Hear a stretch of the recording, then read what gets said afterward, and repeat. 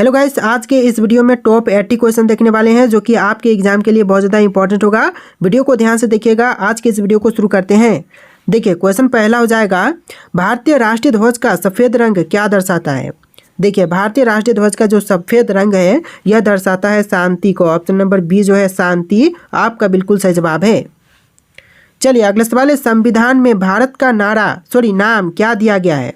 तो देखिए, भारतीय संविधान में भारत का नाम जो है यह दिया गया है भारत और इंडिया। ऑप्शन नंबर सी जो है भारत अथवा इंडिया बिल्कुल सही जवाब है। चलिए नेक्स्ट क्वेश्चन है, ओणम किस राज्य का प्रसिद्ध त्यौहार है। दोस्तों, ओणम जो है वह कौन से भारतीय राज्य का प्रसिद्ध त्यौहार है। तो यह त्यौहार है केरल राज्य का। ऑप्शन नंबर बी जो है केरल राज्य आपका बिल्कुल सही जवाब है। चलिए अगला सवाल है, भारत में जीएसटी लागू करने का सुझाव किसने दिया था। तो भारत में जीएसटी लागू करने का सुझाव देने वाले यह हो जाएंगे ऑप्शन नंबर का सी, विजय केलकर समिति। ऑप्शन नंबर सी जो है विजय केलकर समिति बिल्कुल सही जवाब है। चलिए क्वेश्चन नंबर 5 है, जीएसटी प्रारूप तैयार करने वाले समिति के अध्यक्ष कौन थे। देखिए, जीएसटी प्रारूप तैयार करने वाली समिति के अध्यक्ष यह हो जाएंगे असीम Das Gupta. Option number B जो है असीम दास गुप्ता आपका बिल्कुल सही जवाब है। आप लोग वीडियो को लाइक करके चैनल को सब्सक्राइब कर लीजिएगा। चलिए अगला सवाल है, अंतर्राष्ट्रीय नागरिक उड्डयन संघ का मुख्यालय कहाँ पर है। देखिए, अंतर्राष्ट्रीय नागरिक उड्डयन संघ का मुख्यालय जो है यह है कनाडा में। ऑप्शन नंबर ए जो है कनाडा आपका बिल्कुल सही जवाब हो जाएगा। तो चलिए अगला सवाल देखते हैं, भारतीय संविधान का सबसे बड़ा भाग कौन सा है। दोस्तों, भारतीय संविधान का सबसे बड़ा भाग यह भाग हो जाएगा भाग 5। ऑप्शन नंबर बी जो है भाग 5 बिल्कुल सही जवाब है। चलिए क्वेश्चन नंबर 8 है, लिटिल मास्टर के नाम से कौन प्रसिद्ध है। दोस्तों, लिटिल मास्टर के नाम से इनमें से कौन प्रसिद्ध है। तो यह हो जाएंगे Sunil Gavaskar. Option number B जो है सुनील गावस्कर बिल्कुल सही जवाब है। चलिए क्वेश्चन नंबर 9 है, दिल्ली भारत की राजधानी कब बनी। दोस्तों, दिल्ली जो भारत की राजधानी बनी थी यह बनी थी 1911 में। ऑप्शन नंबर बी जो है 1911 इस क्वेश्चन का बिल्कुल सही जवाब हो जाएगा। चलिए क्वेश्चन नंबर 10 है, कुष्ठ निवारण दिवस निम्न में से किससे संबंधित है। देखिए, कुष्ठ निवारण दिवस जो है इनमें से संबंधित है 30 जनवरी से, यानी कि जो कुष्ठ निवारण दिवस है यह मनाई जाती है 30 जनवरी को। ऑप्शन नंबर ए जो है इस क्वेश्चन का बिल्कुल सही जवाब है। चलिए क्वेश्चन नंबर 11 है, भारत का राष्ट्रीय गीत वंदे मातरम कब अपनाया गया था। तो देखिए, भारत का राष्ट्रीय गीत वंदे मातरम को अपनाई गई 1947 में। ऑप्शन नंबर बी जो है 1947 बिल्कुल सही जवाब है। चलिए क्वेश्चन नंबर 12 है, दल बदल निरोधक अधिनियम कब पारित हुआ था। दोस्तों, दल बदल निरोधक अधिनियम जो पारित हुआ था यह हुआ था 1985 में। ऑप्शन नंबर सी जो है 1985 बिल्कुल सही जवाब है। चलिए क्वेश्चन नंबर 13 है, संविधान सभा की प्रारूप समिति के अध्यक्ष कौन थे।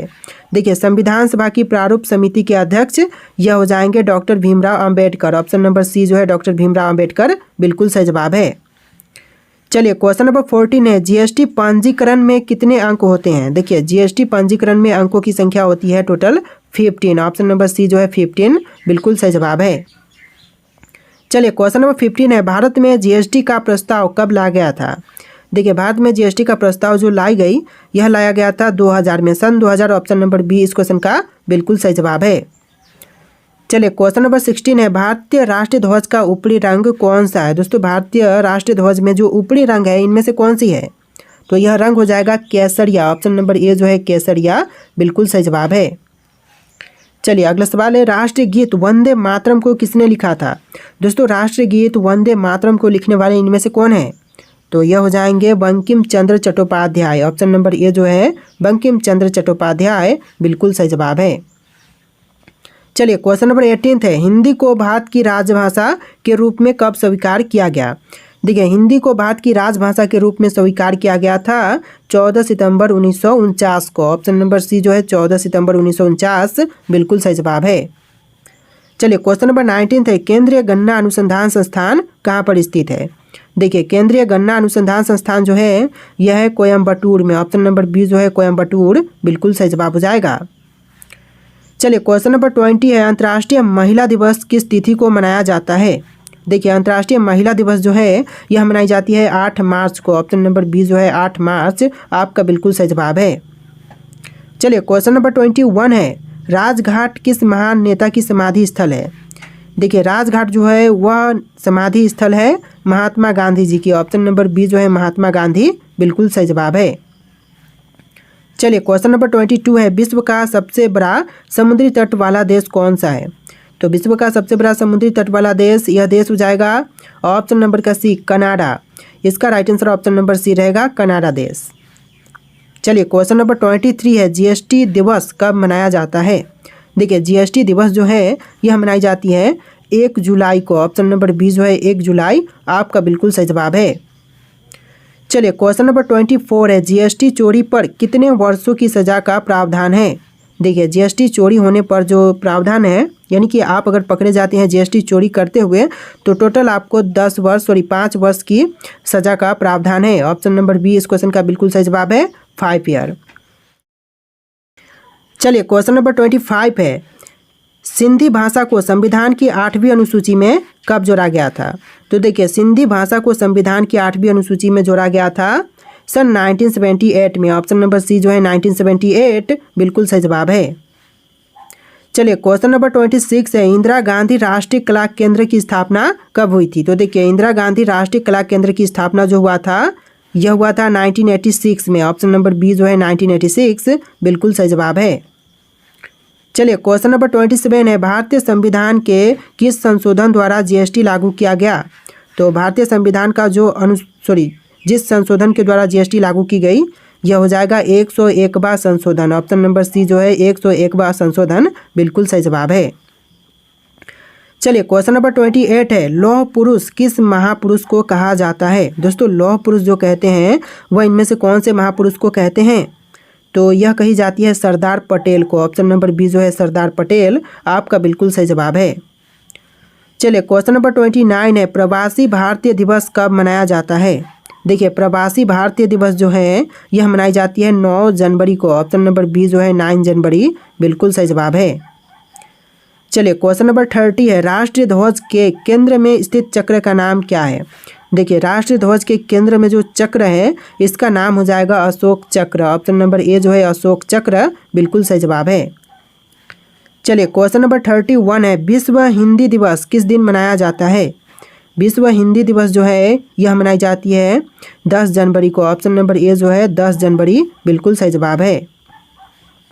चलिए क्वेश्चन नंबर 32 है, कोलकाता स्थित राष्ट्रीय पुस्तकालय की स्थापना कब हुई थी?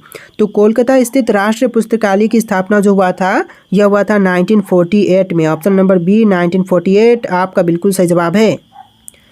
चलिए क्वेश्चन नंबर 33 है, कर चोरी की पहचान करने वाला नियम क्या है? देखिए इनमें से कर चोरी की पहचान करने वाला नियम यह हो जाएगा GAAR। ऑप्शन नंबर सी जो है GAAR बिल्कुल सही जवाब है। चलिए क्वेश्चन नंबर 34 है, राष्ट्रीय धातु विज्ञान प्रयोगशाला किस स्थान पर है? देखिए राष्ट्रीय धातु विज्ञान प्रयोगशाला जो है यह है जमशेदपुर में। ऑप्शन नंबर बी जो है जमशेदपुर आपका बिल्कुल सही जवाब है। तो देखिए आपका अगला सवाल है क्वेश्चन नंबर 35, सौर मंडल का कौन सा ग्रह सबसे अधिक चंद्रमाओं से संपन्न है? देखिए सौर मंडल का वह ग्रह जो कि सबसे अधिक चंद्रमाओं से संपन्न है यह हो जाएगा बृहस्पति। ऑप्शन नंबर ए जो है बृहस्पति बिल्कुल सही जवाब है। चलिए क्वेश्चन नंबर 36 है, रमन अनुसंधान संस्थान कहाँ पर स्थित है? दोस्तों रमन अनुसंधान संस्थान जो है यह कहाँ पर है? चेन्नई में, नई दिल्ली में, बेंगलुरु में या फिर पुणे में? तो यह हो जाएगा आपका बेंगलुरु में। ऑप्शन नंबर सी जो है बेंगलुरु बिल्कुल सही जवाब है। चलिए क्वेश्चन नंबर 37 है, वर्तमान में 8वीं अनुसूची में कितनी भाषाएं हैं? देखिए वर्तमान समय में भारतीय संविधान के 8वीं अनुसूची में टोटल भाषाओं की संख्या है 22। ऑप्शन नंबर सी जो है 22 बिल्कुल सही जवाब है। चलिए क्वेश्चन नंबर 38 है, वर्तमान में भारतीय संविधान में कितने भाग हैं? देखिए वर्तमान समय में भारतीय संविधान में टोटल भाग की संख्या है 25। ऑप्शन नंबर सी भारतीय संविधान में टोटल 25 भाग हैं वर्तमान समय में। चलिए क्वेश्चन नंबर 39 है, वर्तमान में भारतीय संविधान में कितनी अनुसूचियां हैं? देखिए वर्तमान समय में भारतीय संविधान में अनुसूचियों की संख्या है 12। ऑप्शन नंबर बी जो है आपका 12 बिल्कुल सही जवाब है।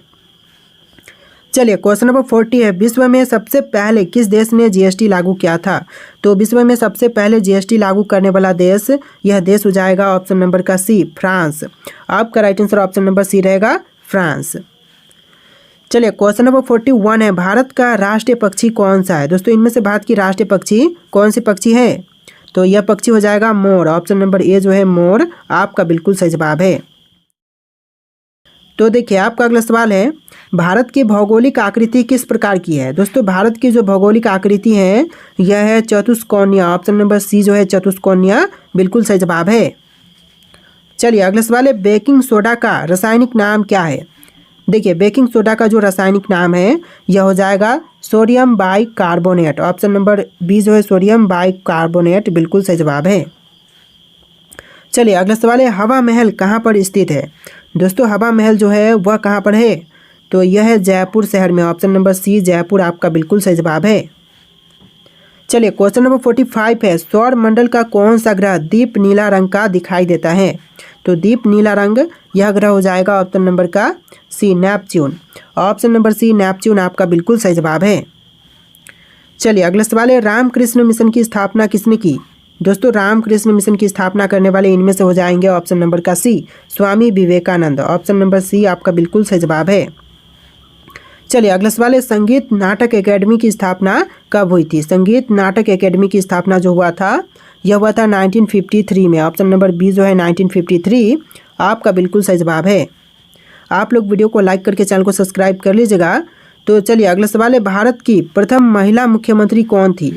देखिए भारत की जो पहली महिला मुख्यमंत्री थी यह थी Sucheta Kripalani. Option number C जो है सुचेता कृपलानी बिल्कुल सही जवाब है।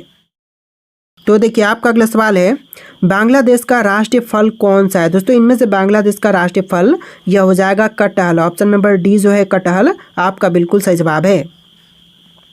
चलिए अगला सवाल है, ध्यानचंद की 4 हॉकी स्टिक वाली मूर्ति किस शहर में है। देखिए ध्यानचंद की 4 हॉकी स्टिक वाली मूर्ति जो है यह है वियना में। ऑप्शन नंबर बी वियना बिल्कुल सही जवाब है।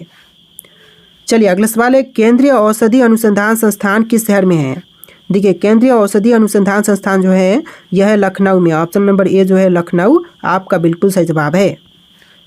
चलिए अगला सवाल है, भारतीय पेट्रोलियम संस्थान कहाँ पर स्थित है। दोस्तों भारतीय पेट्रोलियम संस्थान यह हो जाएगा आपका ऑप्शन नंबर का ए देहरादून में है। आपका आंसर जो है ऑप्शन नंबर ए रहेगा देहरादून। चलिए क्वेश्चन नंबर 54 है, गुब्बारों और वायुयान के टायरों में कौन सी गैस भरी जाती है। तो यह गैस हो जाएगा आपका option number C helium gas. Option number C बिल्कुल सही जवाब है। चलिए अगला सवाल है, बादलों की दिशा एवं गति मापने वाला यंत्र क्या कहलाता है। तो बादलों की दिशा एवं गति मापने वाला यंत्र को कहते हैं नीफोस्कोप। ऑप्शन नंबर बी जो है नीफोस्कोप बिल्कुल सही जवाब है। चलिए अगला सवाल है, भारत की प्रथम महिला शासिका कौन थी। तो भारत की जो पहली महिला शासिका थी यह हो जाएंगी Razia Sultan. Option number A जो है रजिया सुल्तान बिल्कुल सही जवाब है।